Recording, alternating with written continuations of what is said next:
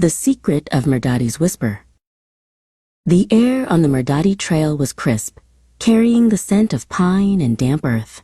Bayu sighed contentedly, sinking onto a fallen log. His red jacket felt just right against the morning chill. He'd earned this break. All around him, the mountain was a masterpiece.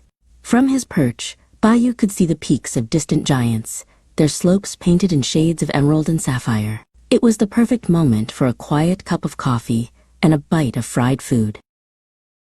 He reached for his bag to pack his gear, but his hand brushed against something rough, tucked into the mossy bark of the log he was sitting on. It wasn't wood.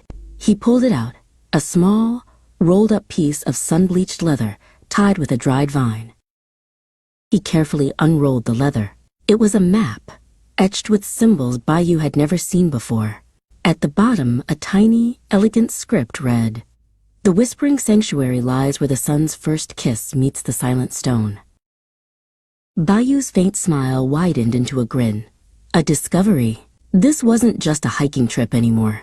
He quickly packed his stove and table, the mountain air suddenly buzzing with a new purpose. The sun's first kiss, that meant sunrise. He checked his compass. Sunrise light would hit a particular notch between two famous pointed peaks, the Twin Guardians, which were visible from his break spot. The path to the notch was tricky, requiring him to leave the main trail.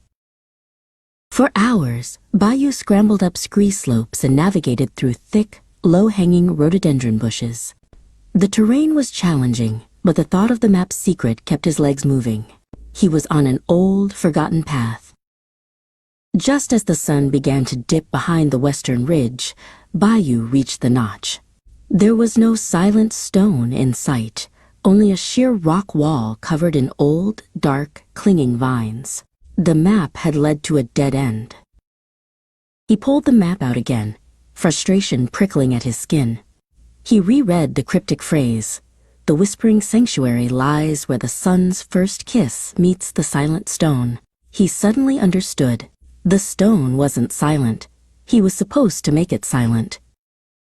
Bayu quickly cleared the vines away from the smooth area. It was a perfect circle. He pressed his ear to the rock. Silence. He had to wait. As the first golden ray of dawn touched the circle the next morning, the stone hissed and slid open, revealing a mossy, hidden doorway to the Whispering Sanctuary. His adventure had just begun.